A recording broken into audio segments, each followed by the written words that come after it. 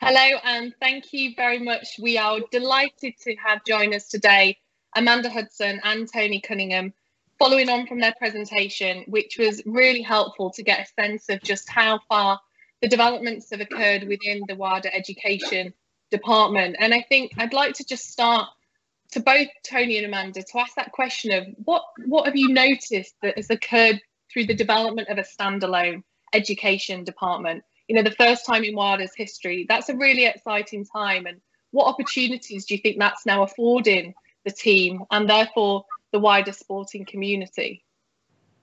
Hi, Sue. Thanks, everyone. It's great to be here today. I hope you can all hear me. A few microphone malfunctions, but I mean, what a great question to start with. I never, ever imagined that let's be honest, organisations would put, the money where their mouth is. So we've all experienced much talk about how important education is, but doing something about it is different. And I have to say, very proud of what WADA's done, and full credit to WADA to making some bold decisions. And what has that allowed us to do? Well, one, we have a far greater strategic presence, and I think that's something we can only continue to build on. And it's important that we all continue to help make education a common and vital function of any anti-doping programme. So I think we're on the right journey there. And what's exciting is that, as we all know, when you have a good strategic position, you have the support of the organisation, then resources become available. And I know there was discussion yesterday about the need for more resources in this area. Now, education is cheap, but it still costs money to deliver.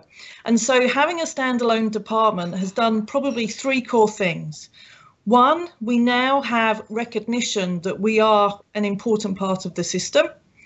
Two, it's enabled us to create a focus, and I hope our education agenda is clear and our core focus for now is also clear.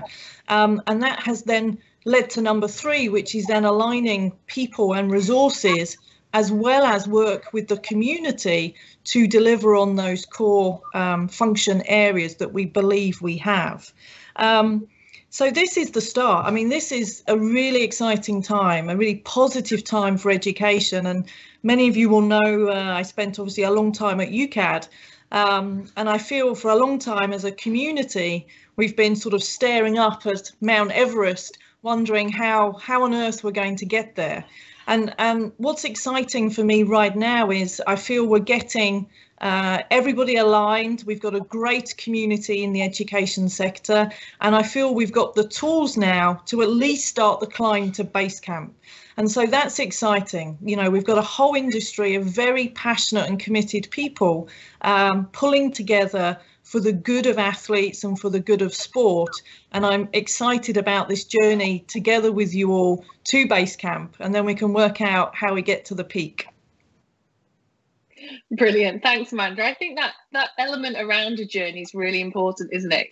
In terms of acknowledging that there's learning to be had, there are experiences to build on, and actually not everyone's got all of the answers on their own, and the value then of bringing in different views and perspectives that at times may differ from each other, but actually that's the value of a learning culture and a learning organisations then.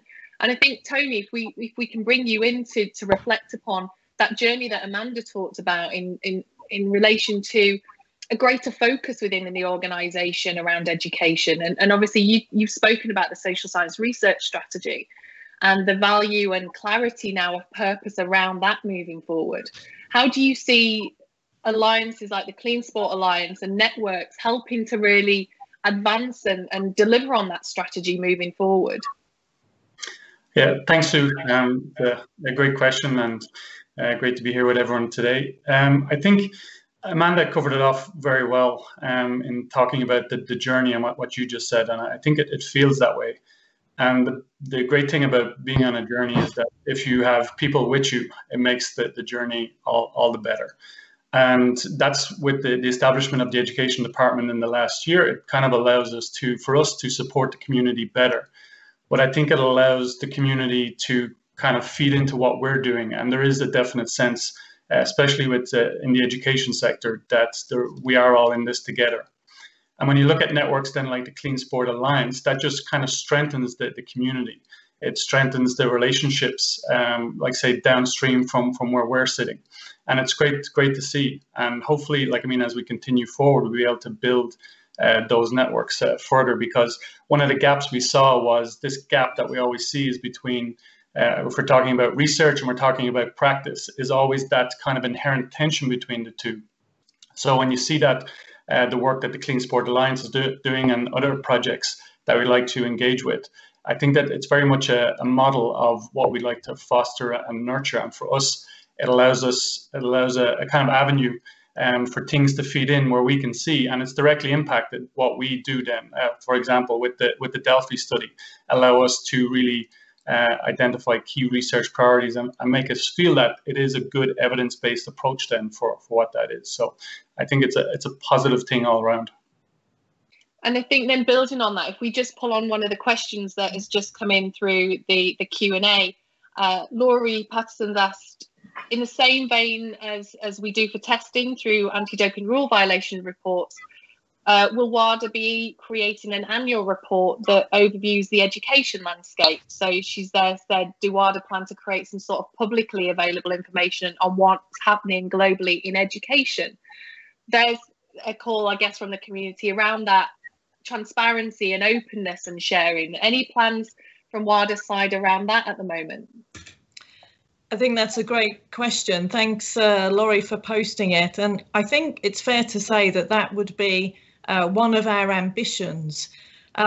Most people know me well enough that I'm very honest and always 2 steps away from being fired. But being completely honest, we collectively are not at a stage yet where we could actually publish something that would be of use and have meaning. Now, that's not to say we couldn't do a general report of the status quo, but Tony, together with some members from ADOs and wider in the community, and also the Social Science Review Panel, I know are looking at two key things that we think eventually could form an annual or biannual report of activity.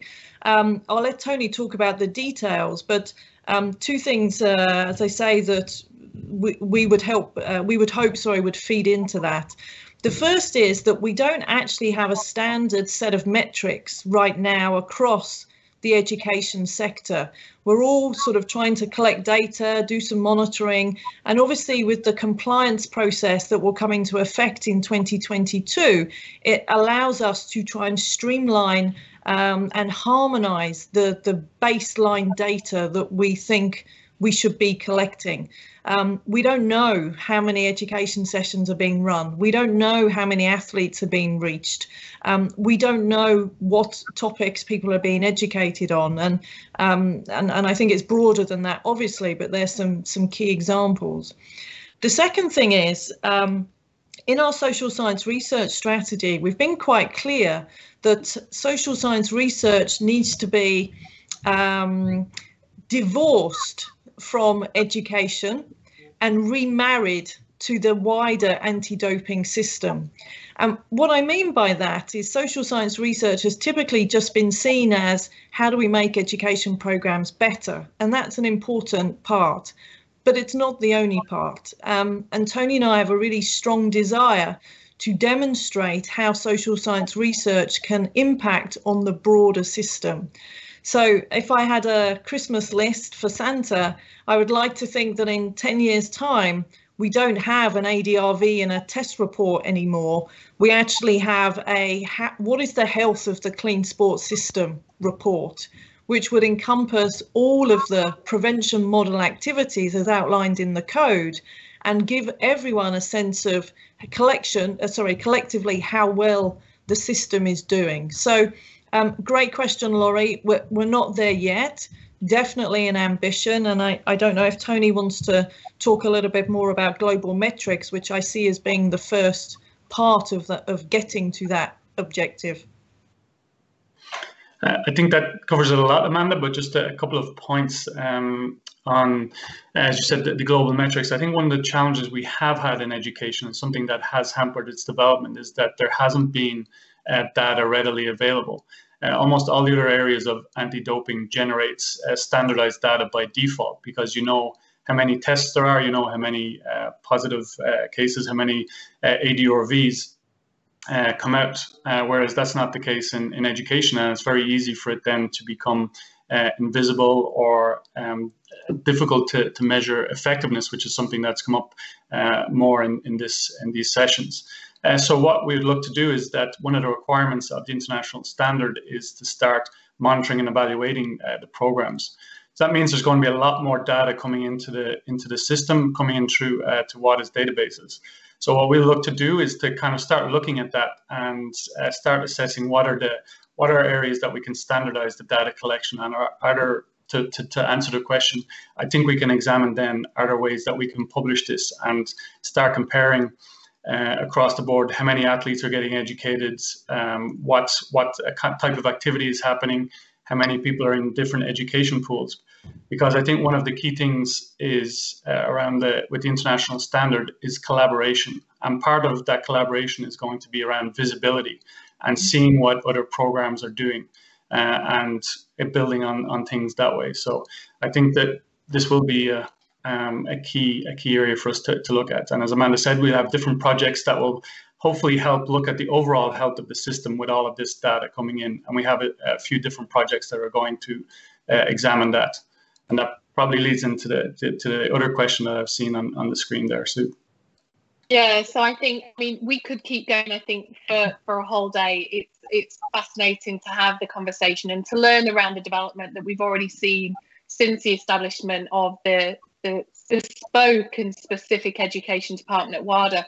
Nicola Costa asked a question around WADA being able to provide guidance on monitoring and evaluation tools that NADOs can implement. We're not going to be able to give that full kind of time today for you to respond to, but I think what we will provide further opportunities, I think, and I know WADA are doing further development opportunities with the anti-doping community to bring those questions to life.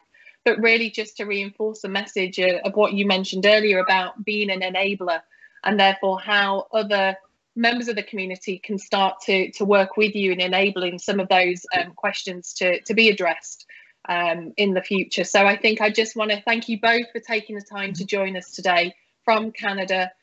Time zones are not easy to manage, but we're really thrilled you've joined us and excited to hear the plans that you're putting in place to develop effective anti-doping education moving forward. So thank you both, and we look forward for the discussions moving forward.